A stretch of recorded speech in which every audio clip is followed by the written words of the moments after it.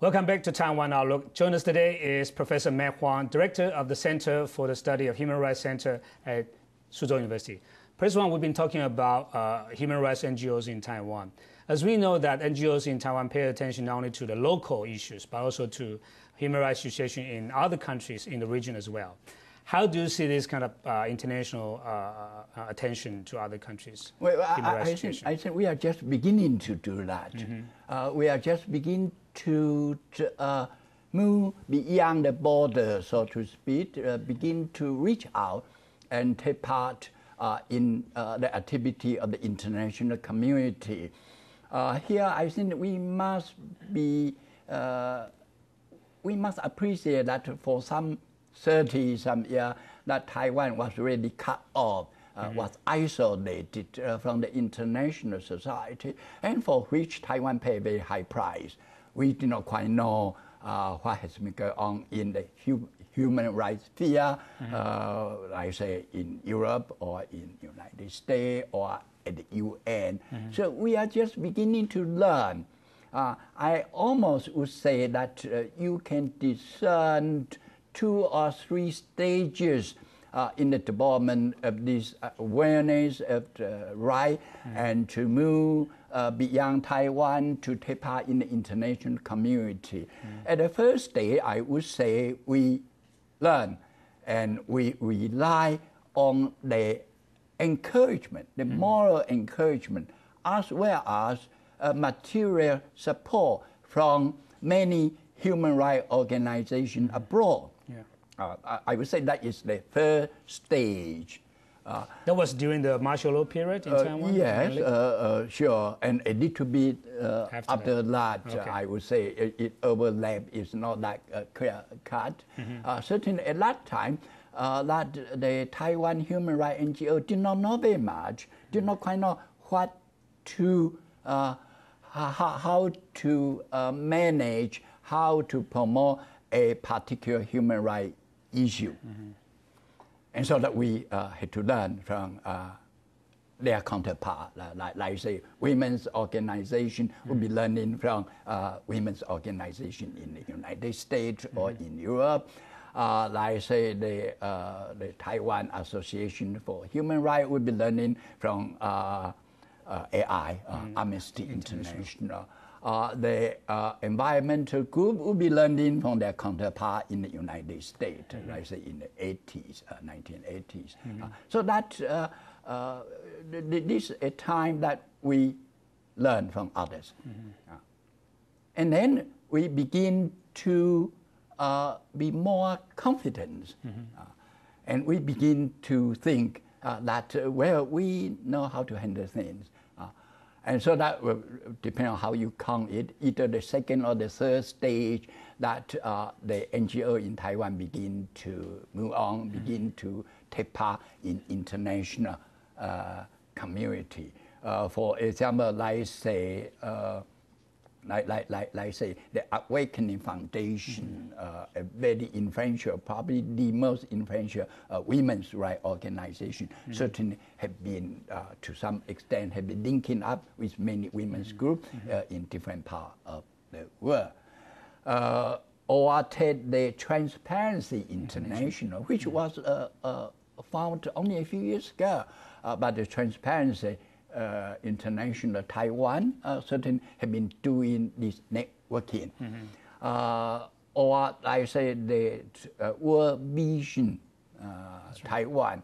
The World Vision Taiwan, I would characterize as more of a charity organization, not so much a human rights organization agitating for right. But in so many cases that you can see the NGO in Taiwan are begin to reach out, to link up with their counterpart in different parts of Asia in particular, but beyond that, of course, some of our group have been attending the NGO meeting at the UN, not officially because that cannot be done, but unofficially that has been done. I would say at this time that we have fairly, generally speaking, we have fairly close liaison with Korea, that the human rights group in Korea are very, very powerful. So we had liaison with Korea, with Japan. There are many, many influential groups in Japan and in Southeast Asia. For example, like say in, I think it's 2006, like last year, our center, that is the Zhang Huqian Center, being a member of the International Human Rights Education Consortium, held an international conference at our university, and many people from research institution and university and as well as NGO came to attend. So now we are planning to meet either the end of 2008 or the beginning of 2009 in the Philippines for another regional conference on human rights education. So this would be sponsored by quite a few universities in the Philippines, so that we'll be talking about higher education, we'll be talking about human rights education at the university, so on and so forth. So now you can see that there has been this kind of effort, this kind of reaching out, this kind of networking, and that of course helped us a great deal. There seems to be a mixed picture about the human rights situation in East Asia in general, because there are some countries moving very fast in terms of human rights improvement, but there are also other countries, who are still in a very difficult situation in terms of human rights. No doubt. How do you see the gap or the growing gap between the so-called more advanced human rights situation countries and all those poor human rights situation countries? Now I think probably first thing that reluctant as I had to return to the culture heritage. Where, like I said, we kind of think of Europe as fairly advanced, and in a sense, they are fairly advanced in the promotion of human rights. They had the Human Rights Court, the European Court of Human Rights, and they had the consensus, what they are seeking for. And they like to refer to themselves as like-minded nation. In Asia, we cannot quite say that. We cannot refer to Asian nation or Asian state as like-minded. Like I say, we have so many culture, different culture value, different traditional culture value.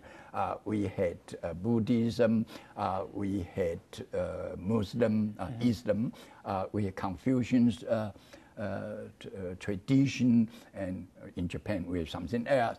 So that it's difficult to come together in a consensus on the most fundamental right of human rights and freedom. Then next, probably I will refer to the very diverse political structure and the economic stages. They are all in very different stages of economic development. And many of these countries, including Taiwan, but in that sense, we are fairly fortunate that have been governed by the colonial power, only gained their independence after World War II, and had gone through civil war, had gone through a great deal of turmoil. So that it would be difficult to demand that they right away dip themselves up and really reach such a high level of achievement in terms of the international human rights standard. But they are all making the effort. But from time to time, they will have setback. For example, in the past few decades, they will have a coup d'etat, for example, Indonesia, for example, or the very unfortunate nation of Cambodia. They not only they had coup d'etat, they had genocide. So that that given this very diverse historical and cultural background, given the difference in economic and political structure, it would be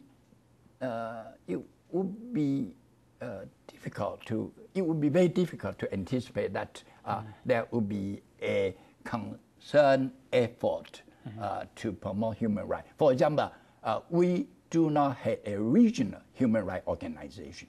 Of all the continents, Asia is the only one without a regional human rights organization. And so that I have been arguing that given that kind of situation, that the civil society, the academic community should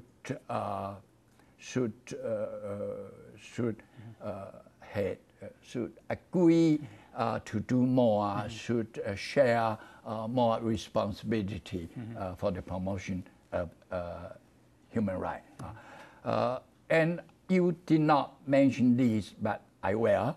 I think talking about the situation in Asia, I think we must pay attention to China. China, yeah. That's what we can talk about. I anticipate you. That if China, if the situation, the human rights situation in China does not improve, it would be very difficult to speak about the human rights improvement in Asia. That's right. Because it's such a great part of Asia, such huge population, and becoming a military power kind of, and certainly is an economic giant. To that degree, we need to pay attention to what is going on in China as far as the human rights. But China, the government in China has been saying that China is different from other cultures, especially in the 1990s. As we know, there's views about the so-called Asian values. Right. And Chinese are different from the Western culture, so you share different standards and so on. Of course, I deny that. I never would agree to that. That I think the Asian value really doesn't make that much sense. I'm prepared to hold the situation saying that there are universal value. But how this universal value will be applied in different places, we of course need to take into account the specific, the concrete situation of that particular society at that particular time.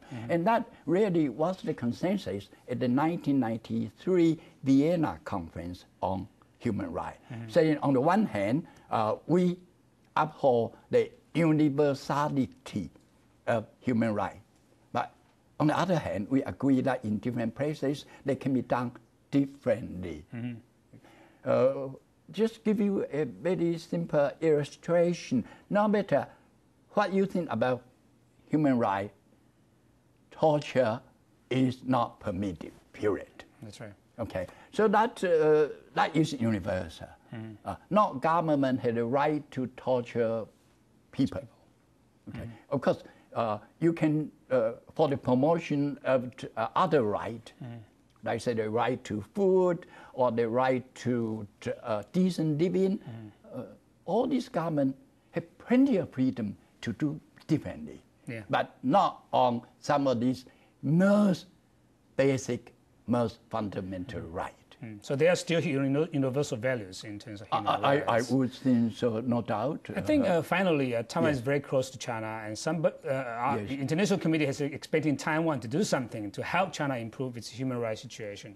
What do you think, very briefly, that Taiwan can do to promote human rights situation in China? I think, in a sense, we have been doing, in a sense, the civil society, the academic community, by the mere fact that we are discussing human rights, by the mere fact that we are promoting human rights education, is a challenge to China. Now, here I think the government could have done more, and I must say that certainly since the year 2000, the government certainly had not paid that much attention as to what Taiwan can do to stimulate the discussion of human rights in China, to urge or to support different civil society groups in China in their quest. I think the government could have done more. Now, so far, here, I don't know, you had to excuse me if I say so, since that comes very close to what you have been doing. That when we talk about China, we are very concerned with national security. That is very much your thing. And the businessmen doing business in China, they are important. That national security is important. How the Taiwan businessmen doing business in China is absolutely important, is critical. But I think if we want to really understand China, if we want to really to help change China, we need to move beyond these two narrowly conceived concerns. We need to care about what is going on in China in terms of idea, in terms of political thinking, in terms of philosophy, in terms of art, in terms of sciences. So I hope that we will be moving to that stage fairly soon. Professor Wang, thank you very much for coming to our program and giving us a very interesting overview of the situation in Taiwan, human rights situation in Taiwan and in China. Thank you very much. Well, my pleasure. Thank you. That's Professor Mac Huang, Director of the Center for the Study of Human Rights at Suzhou University. Thank you for watching Taiwan Outlook, and see you next week.